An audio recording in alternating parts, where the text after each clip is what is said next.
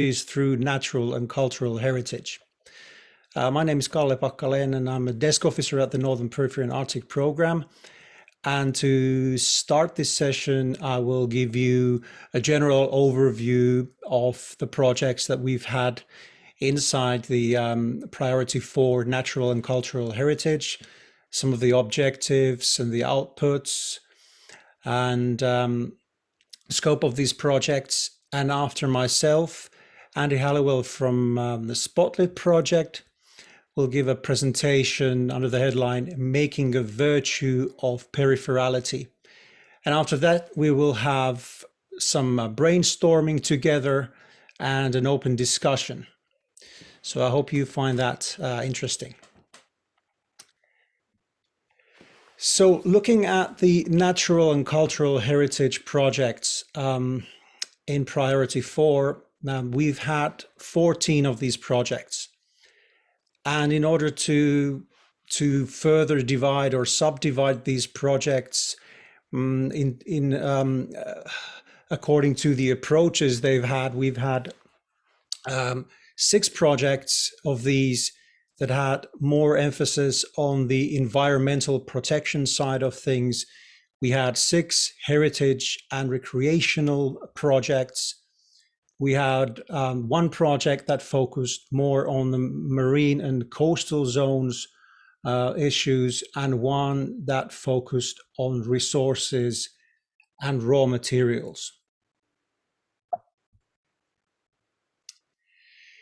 And if we further divide or look at the projects from the angle of their objectives, first of all, we have building institutional capacity, and I think that is maybe something that was addressed to some extension by all of the projects, but in particular, the 7 projects I've highlighted here: as Ascent, Busk, Sinai, Coast, Popcorn, Regina, and Climate.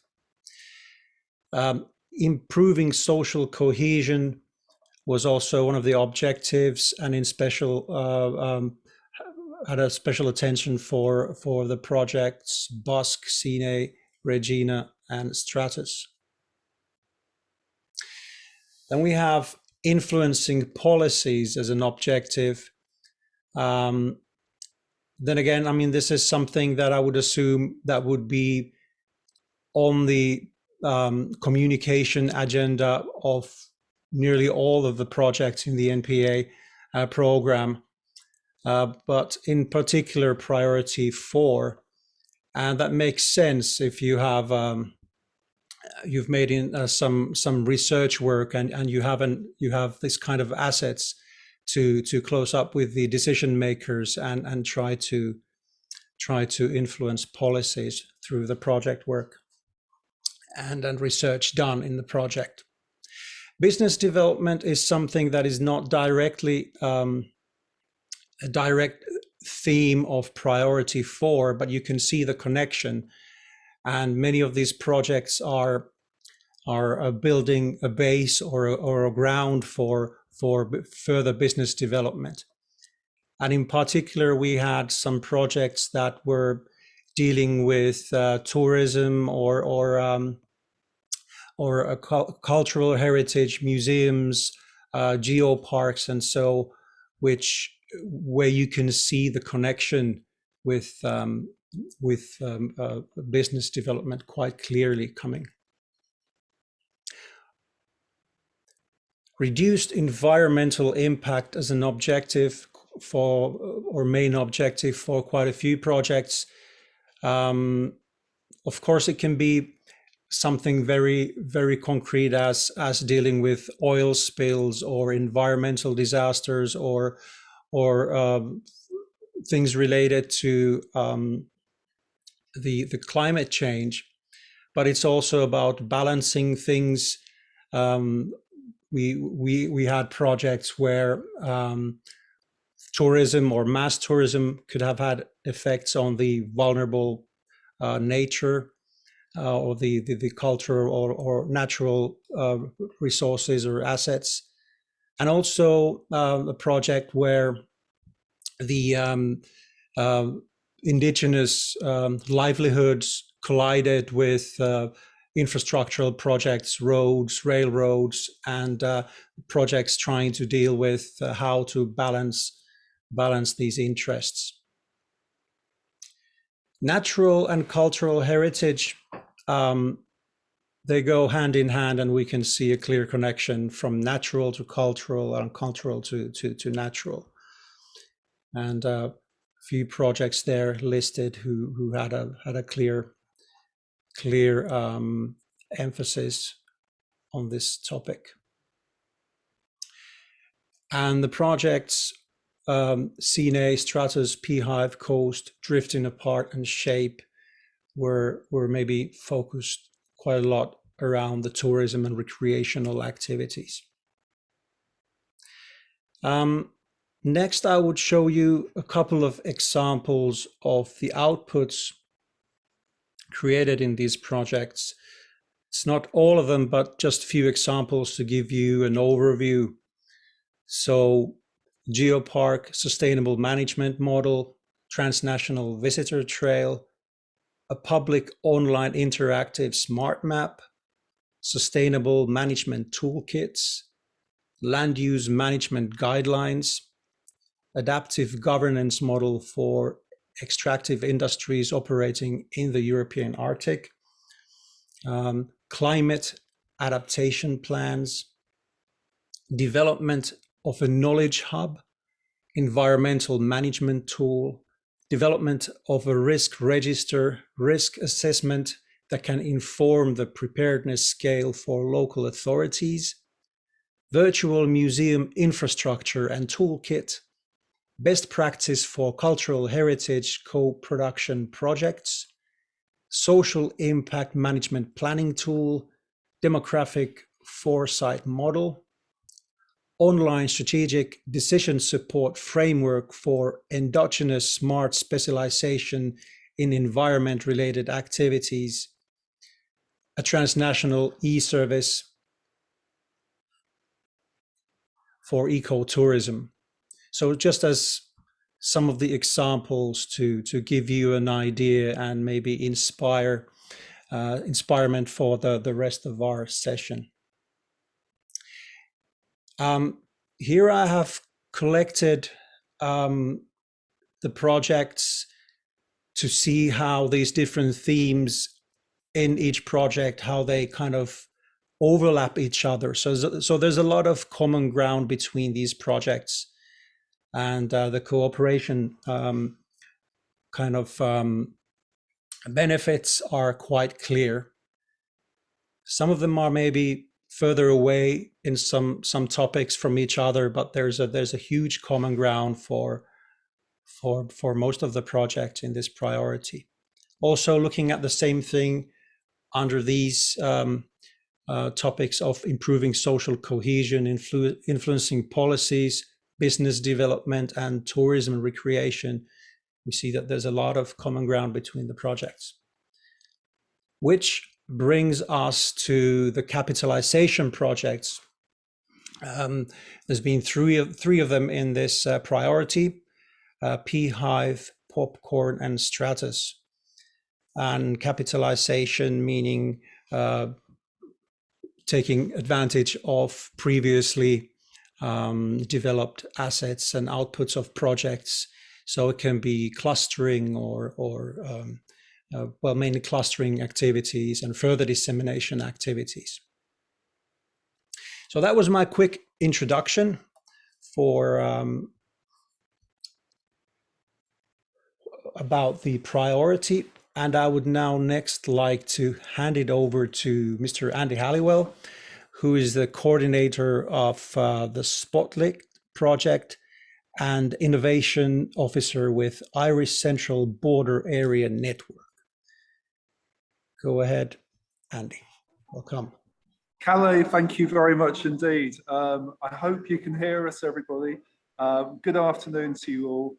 We're actually in a very busy foyer of an arts centre here in Sligo, so it's definitely going to be an authentic environment for you.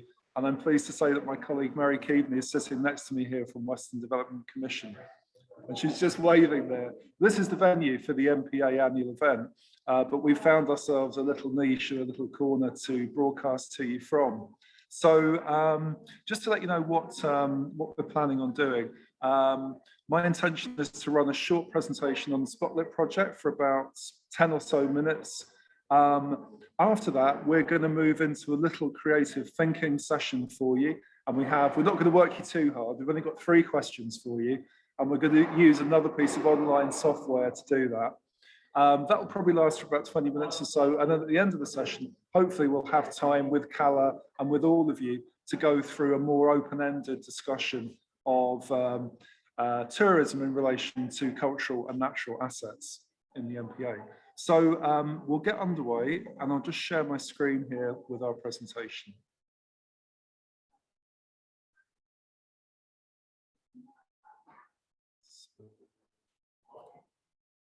Just bear with me. Okay, so hopefully you can all see this. Our presentation is entitled Making a Virtue of Peripherality, and I'll explain why we've gone for that title a bit further down the presentation. But first of all, just to give you a sense of the geography of the partnership. So where we are now is in the west of Ireland, and Western Development Commission are responsible for SME development and communications. The organisation that I represent is about 50 kilometres away, over the border in Northern Ireland and Enniskillen. We are the Irish Central Border Area Network, and we're lead partner. We have 2 very experienced and innovative literary tourism practitioners. So with us in Northern Ireland is Arts Over Borders. And in Southwest Scotland, you can just see the marker there, we have Wigtown Festival Company. And in a few moments, I'll play a film for you that captures some of their work and sense of place.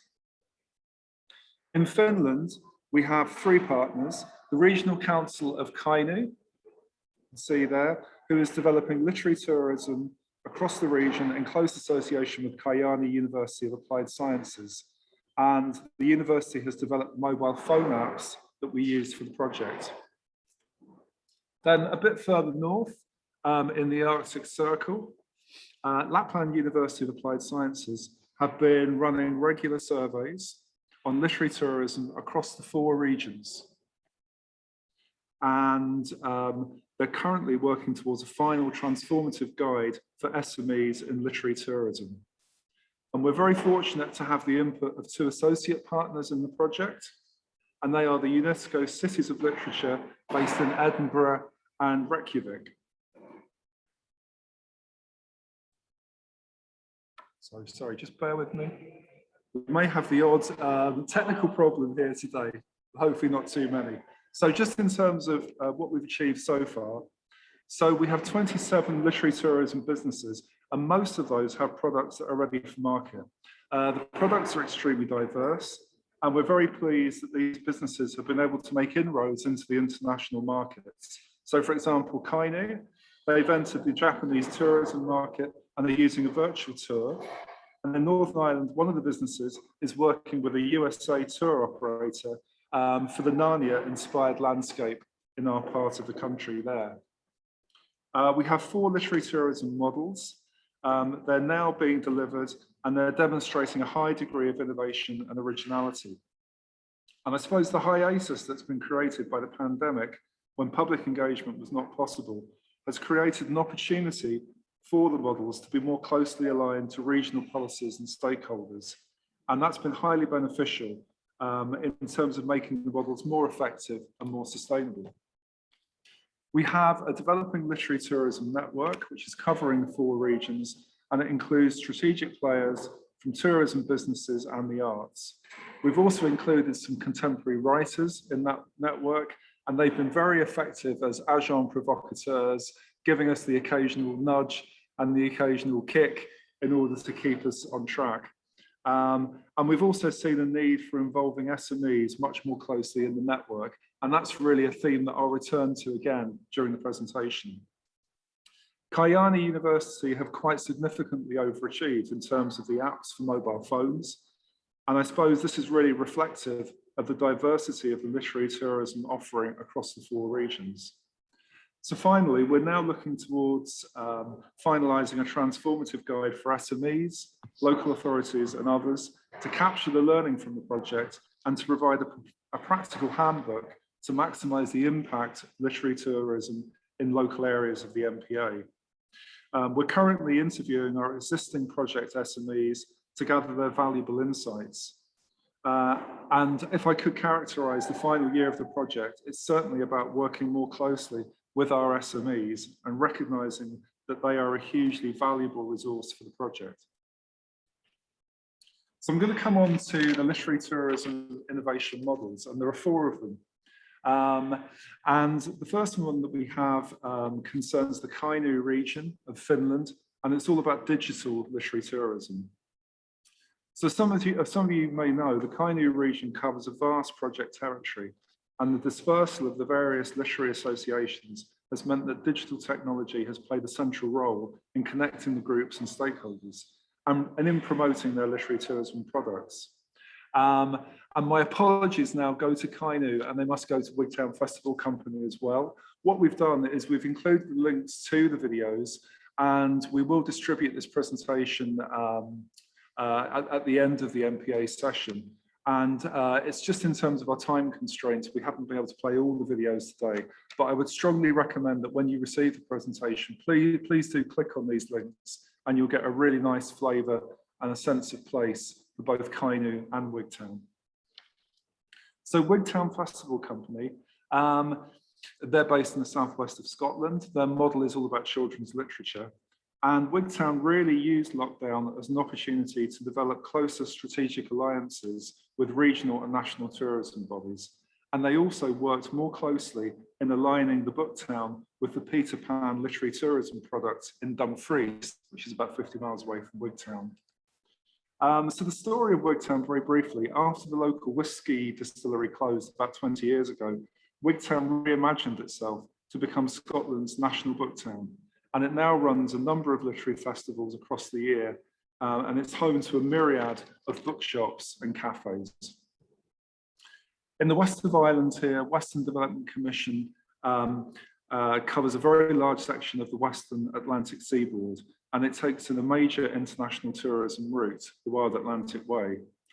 So a collaboration with local artists has seen the beauty and uniqueness of lighthouses dotted along the Wild Atlantic Way used as a way to inspire and invigorate the literary tourism offering for people and visitors alike. And at this point, I would just like to share with you the film that was produced of the Wild Atlantic Way and Western Development Commission. So just call that up from my screen.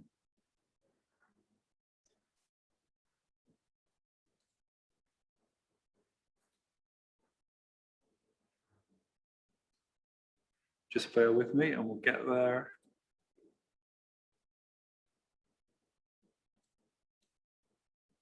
And here we go.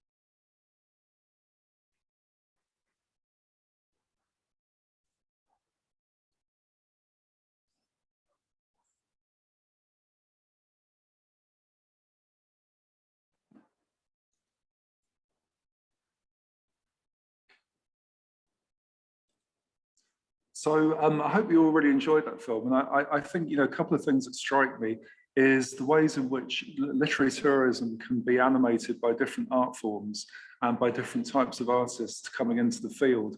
But the other thing that struck me as well, and I know it came up in the session this morning, is the whole concept of wellness. And I just think how, there is a contribution that literary tourism and other forms of similar tourism can make to people's well-being. So the final literary tourism model that we're going to talk about here is the one that's based in Enniskillen in Northern Ireland. It's run by Arts Over Borders in partnership with the local council, and they've installed 80 gold leaf swallows above local high street shops to celebrate Oscar Wilde's fairy tale, The Happy Prince. And Wilde actually spent his school days in Enniskillen, as did Nobel laureate Samuel Beckett. And Arts Over Borders has also installed Beckett-inspired chess pieces. They're made of, I think they're made of conditioned iron. And you can see those inside Enniskillen's buildings and shops. And the idea of this is to provide a more year-round visitor attraction for people coming to Enniskillen. So I'm going to play a very short film here, which just shows you some of those gold swallows above the shops in Enniskillen.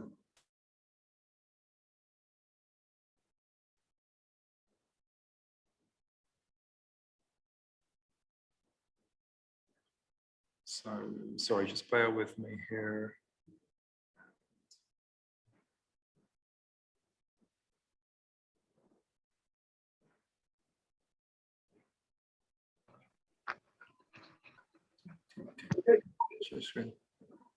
I'm getting there.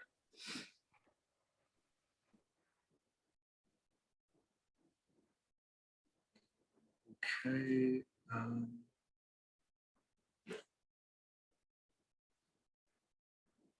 Sorry, folks, what I might do here is I'm having a few little difficulties here. I might just go back to the presentation and access it from there. So the joys of technology, please bear with me, and we should get this up for you now.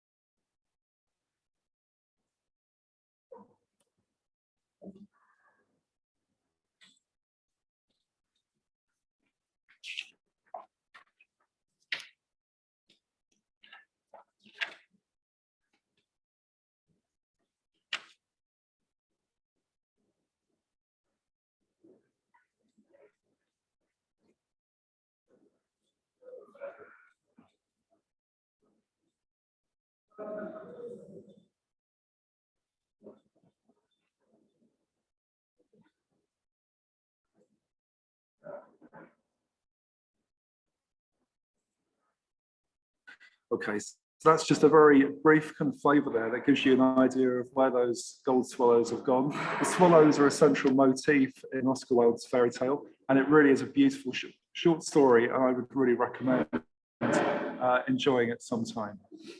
So just going back to our presentation now. Just bear with me.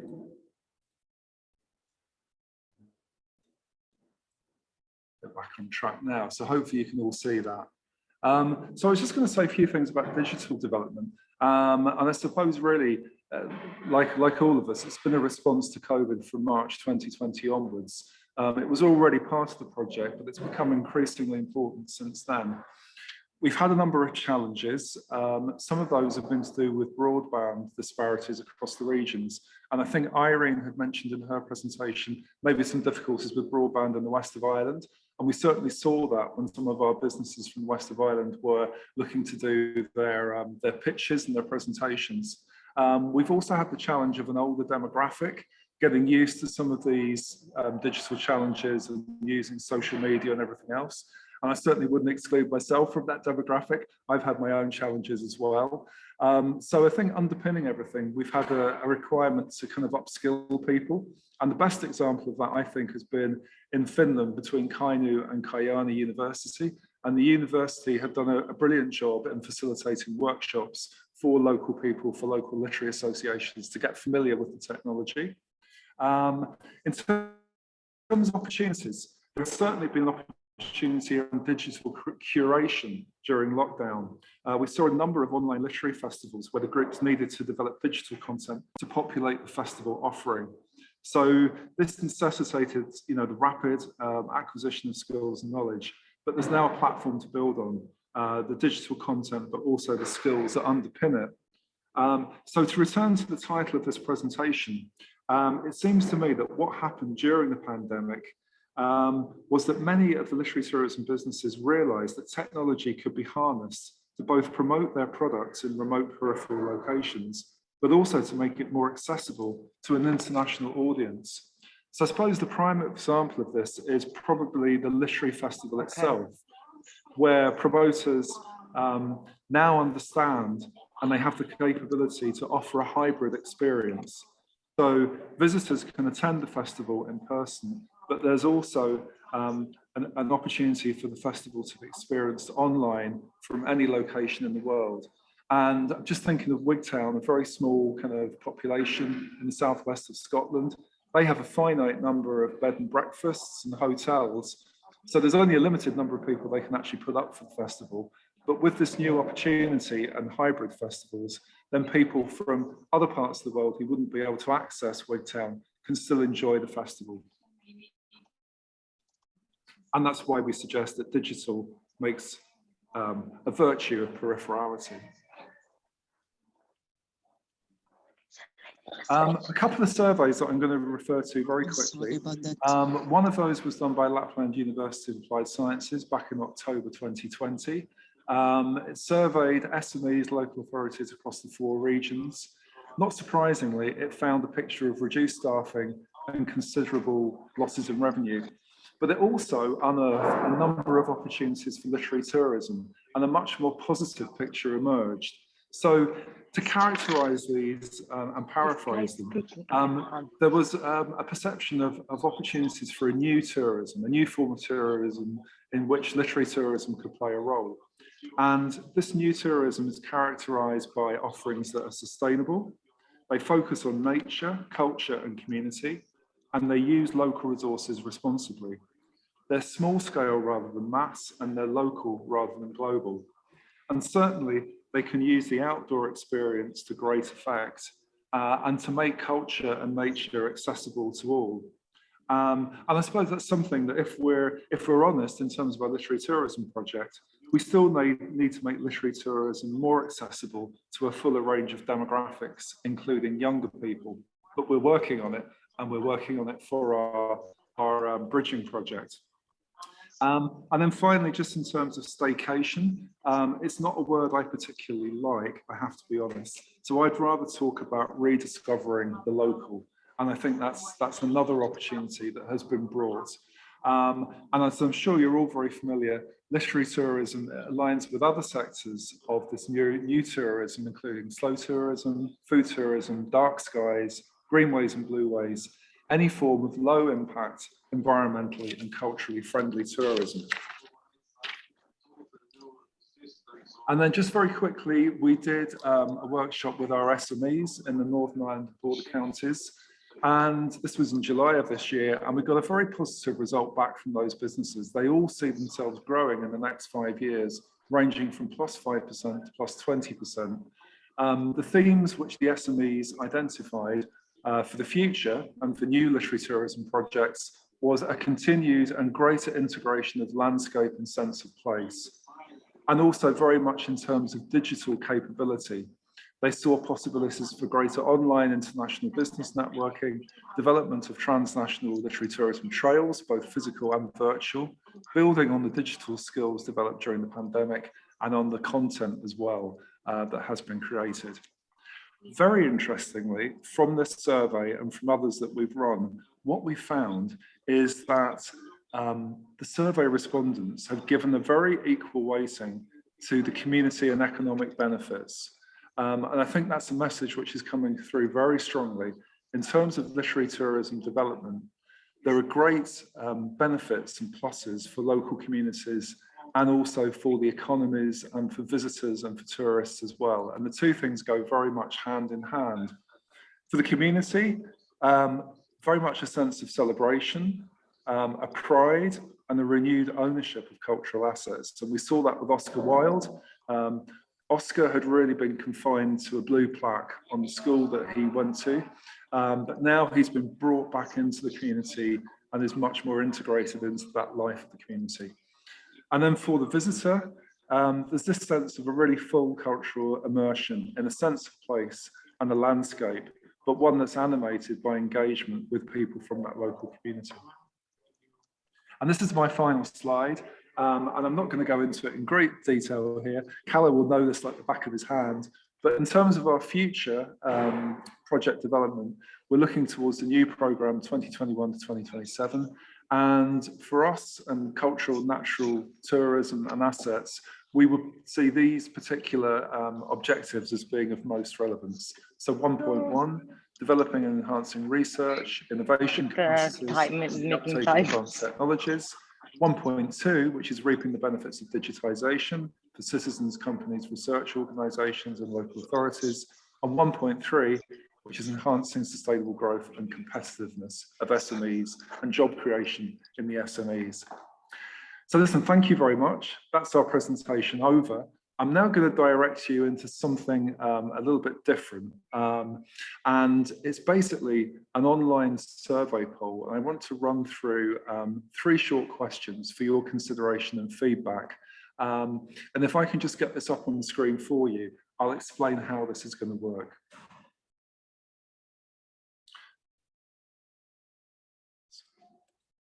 Just bear with me once again. And it's not the one we wanted. Okay, so now.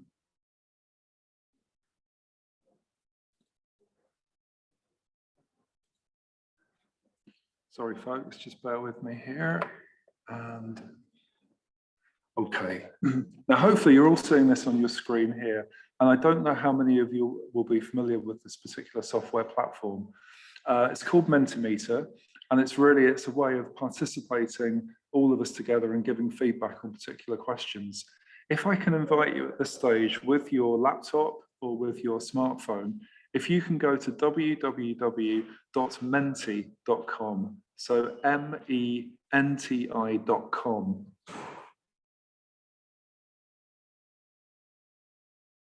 I'll just give you a few moments to get there.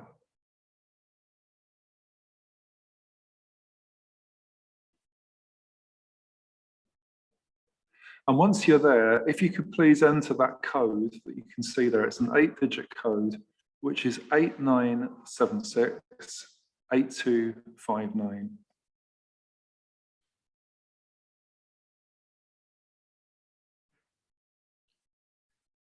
So I'm hoping that you're all seeing that there on your screen. You can give me a thumbs up, or you can give me, Kalle, I don't know if you can see that on your screen there. If that's coming up for you, okay? Yes, I just added the code into the chat, so you can find it from there as well. Oh, perfect. Thank you, Kalle, very much. So what I'm hoping is that you'll see 3 questions. We are going to give you 2 minutes per question. After each question, I'll just give a quick resume of the feedback that's come through, and then we'll move on to the second question and then the third question. And after the third question, we'll move into an open format of discussion and debate, and people can feedback questions on this presentation or any of the other features that we've been looking at. So if I can just give you a little bit of background, first of all, to question 1. And you can see there in rather small print in the top left-hand corner, this is thinking about a cultural asset in your local area that has a link to landscape or place, okay? So it can belong to any cultural or artistic form. So it could be the legacy of a writer, it could be a living writer, it could be music, art, film, or any other art or cultural form. It could be an asset that's currently overlooked or neglected or just underutilized. Or it could already be highly successful with potential to grow further. So you can make that choice yourself about your local cultural asset. But what it should have is a special bond or connection to the local landscape or to a local sense of place. So what I'm going to ask you to do now, please, is if you can, in 2 minutes here, if you can name the cultural asset and briefly explain its connection